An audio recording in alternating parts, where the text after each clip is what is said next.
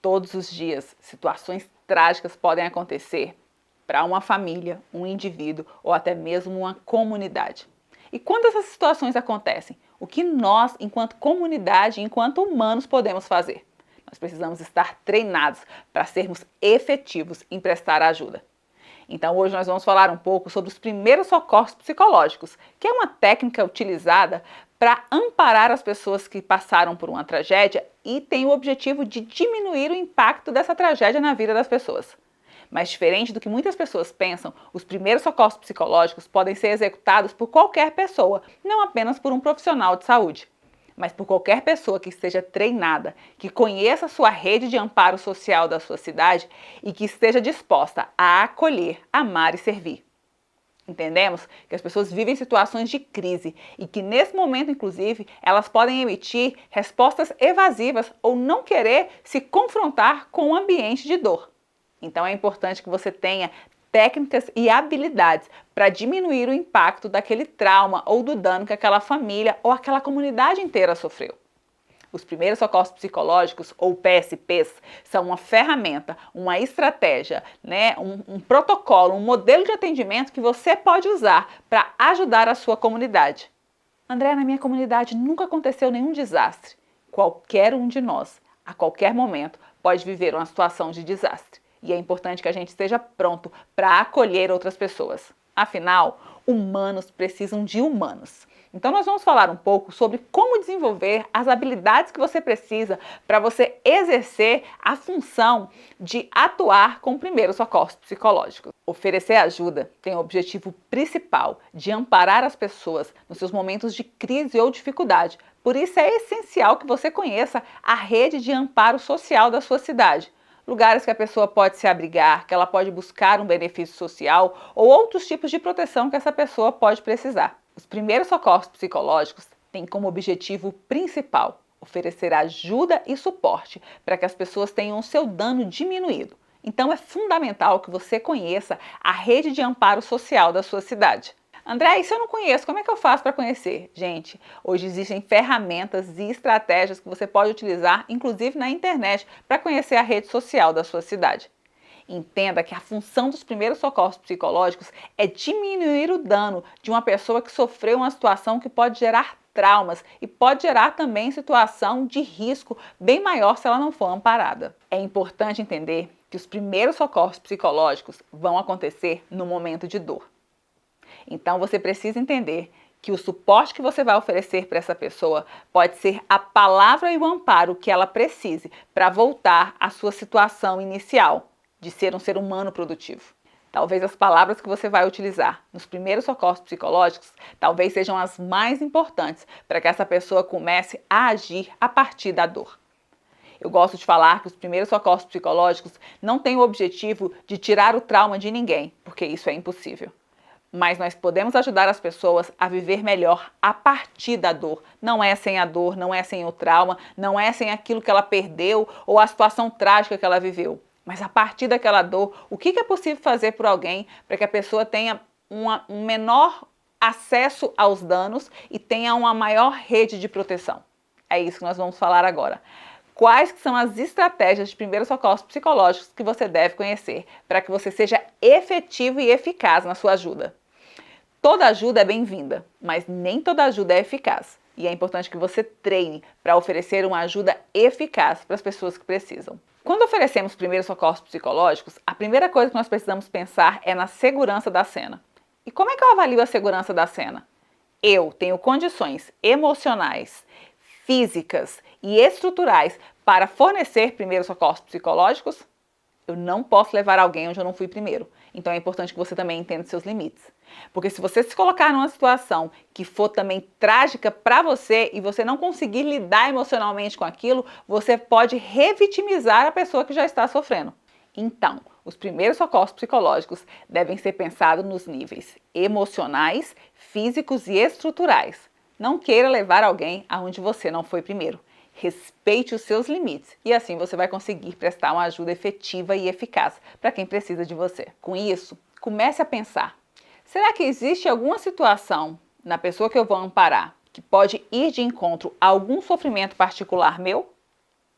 Será que existe alguma situação na cena que eu vou que pode colocar a minha vida em risco também?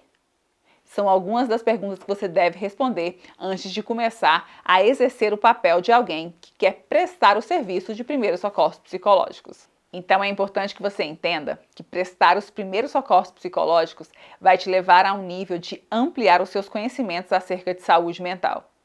Como eu disse, os primeiros socorros psicológicos não são prestados apenas por profissionais de saúde, mas é importante que você amplie o seu conhecimento sobre saúde mental.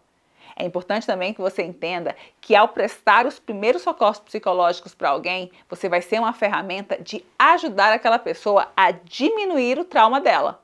Então, se você não tiver treinado, você pode ser o inverso, ampliar o trauma da pessoa. Então, estude sobre saúde mental. Estude sobre questões básicas, o que é depressão, ansiedade, o que é primeiros socorros psicológicos, o que é ideação suicida, o que são pensamentos de risco que pode levar a pessoa a ter comprometimentos mais graves. Até porque, depois dos primeiros socorros psicológicos, é importante que essa pessoa seja encaminhada para um atendimento especializado, conforme a necessidade que ela apresentar. Os primeiros socorros psicológicos podem acontecer em um momento de grande dano social, ou podem acontecer também de maneira individual. Por exemplo, se a casa de um vizinho pega fogo, ou se um bairro inteiro é inundado. Ao oferecer os primeiros socorros psicológicos, nós não vamos usar o critério da gravidade da situação, mas nós vamos usar o critério se tem alguém em sofrimento ou numa situação de trauma que precisa ser amparada. Independente da situação que você vai exercer os primeiros socorros psicológicos, existem 5 pontos que você precisa ficar atento. E é sobre esses que nós vamos falar agora. Esses 5 pontos vão te dar uma direção clara e um caminho para você seguir, para que você seja efetivo e eficaz em prestar socorro para quem precisa. Primeiro ponto dos primeiros socorros psicológicos: segurança. O primeiro ponto é segurança da cena. É importante que você veja se aquela cena está segura para você e para a vítima. Imagina se você chega num lugar em que a casa da pessoa está pegando fogo, a casa da pessoa está em chamas. Como você vai fazer os primeiros socorros psicológicos ali do lado da fumaça, por exemplo, que pode trazer um dano para a sua saúde e para a saúde da vítima que acabou de ser retirada da casa? Vamos pensar em um outro cenário, uma pessoa que acabou de ser resgatada de um afogamento. Será que aquela pessoa está em condições de conversar, em te dizer o que ela está sentindo ou como ela pode ser ajudada? A gente precisa ter um pouquinho de discernimento para entender que a segurança da cena é a primeira coisa que nós vamos ficar atentos ao prestar os primeiros socorros psicológicos. E a cena precisa estar segura para você e para a vítima. E como avaliar a segurança da cena? Nós precisamos entender como um lugar seguro, um local onde a pessoa consiga falar com você e que você consiga dar suporte a ela sem interrupções, sem riscos de desabamentos, sem riscos de contaminação ou sem risco de revitimizar a pessoa que está em sofrimento. Segundo ponto para você exercer primeiros socorros psicológicos. Então, quando você garantiu a segurança da cena, agora é importante você manter a calma. Imagina que numa situação de estresse, todas as pessoas estão com seus ânimos aflorados. Então, alguém pode falar palavras de grosseria, o ambiente pode estar mais intenso e é importante ter um socorrista que esteja calmo e sereno para conduzir aquele atendimento. Então, a primeira coisa que você precisa fazer é regular as suas emoções. Óbvio que todos nós vamos estar ansiosos numa situação de conflito. Agora, existem algumas coisas que nós podemos fazer para regular essa calma. Maneje a sua respiração. Faça uma respiração diafragmática, de 5 segundos e vai liberando lentamente para que você consiga atingir um nível de calma e de tranquilidade. Depois que você analisou se a cena está segura, você vai conseguir manter a sua calma em relação à segurança, mas tenha calma também em relação ao atendimento. Entenda que a pessoa que está ali precisando da sua ajuda, ela pode sim em algum momento ser grosseira. Ou ela pode, inclusive, evitar o acesso às angústias dela. Então é importante que o socorrista seja calmo e sereno e consiga conduzir as pessoas para um nível de tranquilidade. Eu gosto de uma frase de Aaron Beck que ele diz que a pessoa mais forte não é aquela que chega fazendo barulho, mas é aquela que consegue calmamente conduzir as coisas para a definição de um problema. Então, ao utilizar a habilidade de ficar calmo, você vai ser um socorrista eficiente e eficaz para exercer os primeiros socorros psicológicos. Terceiro ponto: conexão. É importante que a pessoa consiga se conectar com você. E isso não pode acontecer de maneira violenta. A pessoa já está em sofrimento. Então é importante que você tente estabelecer uma conexão com essa pessoa e você também busque com ela outras pessoas ou uma rede de apoio que ela confie para estar próxima dela nesse momento de dor. A conexão entre o socorrista e a vítima, ela é fundamental para dar andamento no atendimento. Mas nós precisamos entender os nossos limites. E nos momentos de dor e angústia, existem pessoas específicas que podem nos dar um amparo maior. Então pergunte à vítima também se existe alguma pessoa que você pode fazer contato, que ela se sinta segura naquele momento. Isso já vai fazer com que ela se sinta protegida. A conexão é o momento que você vai dizer à pessoa que você está ali para protegê-la. Então é importante que você seja inteiro nessa relação, para que de fato você consiga se conectar. Um sentimento comum da humanidade é o desejo de ser amado e aceito. Então, para estabelecer uma conexão com alguém, você vai precisar amar e aceitar. A conexão é estabelecida a partir do momento que a pessoa se sente protegida. E não existe maior proteção do que uma pessoa se sentir amada e aceita. E não esse amor romântico, esse amor mitológico, mas esse amor sacrificial que está ali para amparar e cuidar. Então, garantiu a segurança da cena, manteve a calma, agora você vai exercer o seu papel aí, que vai rechear os primeiros socorros psicológicos, que é a sua conexão enquanto socorrista com a vítima que você se dispôs a ajudar.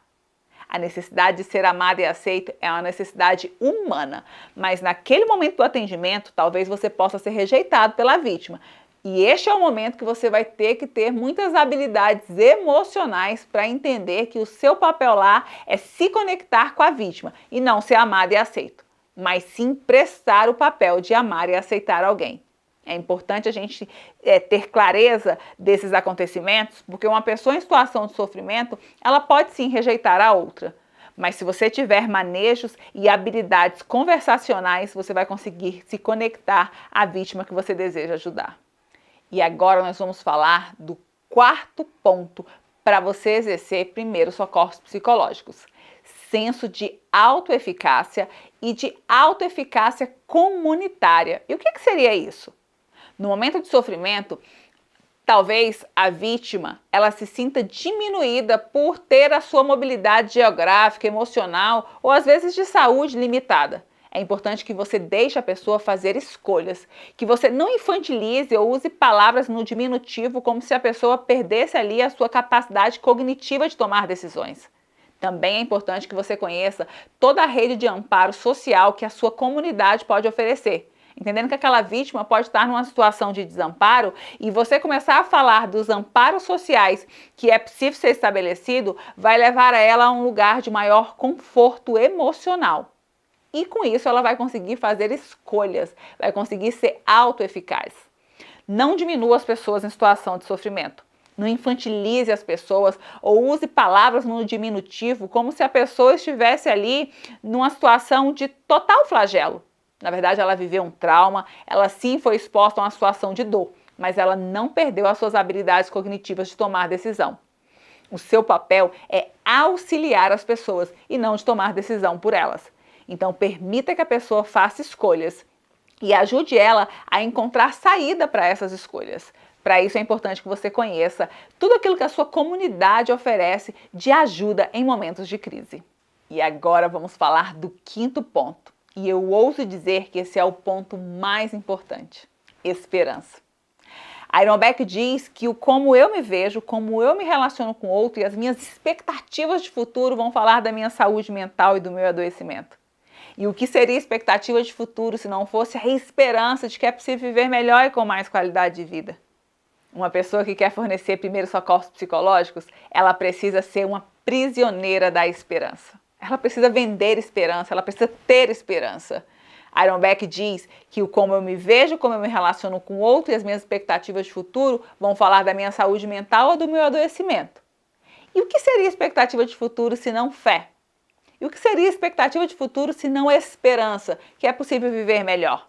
Forneça esperança. Seja um mediador de esperança. Seja alguém que encoraje a pessoa a olhar para frente.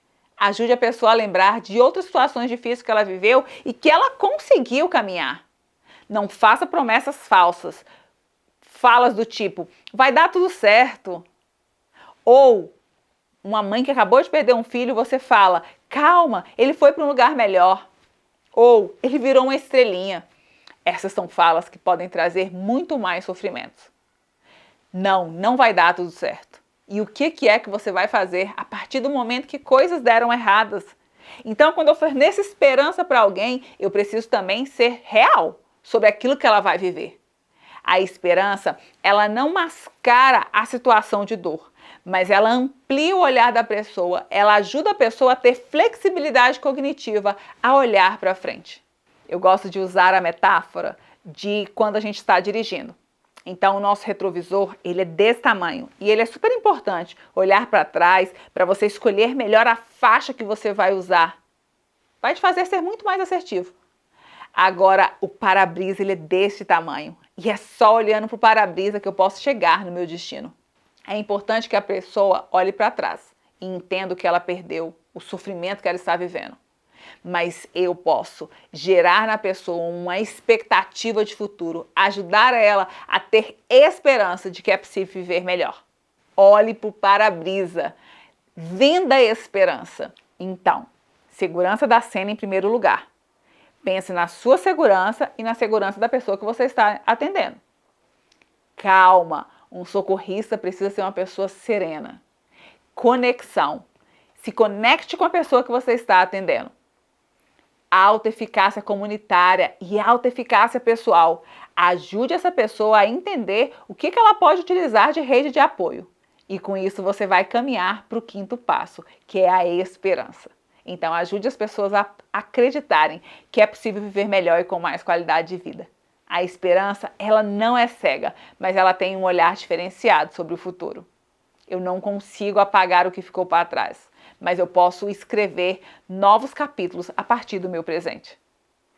Skinner diz que os homens agem sobre o mundo e o modificam, e por sua vez são modificados pelas consequências de sua ação.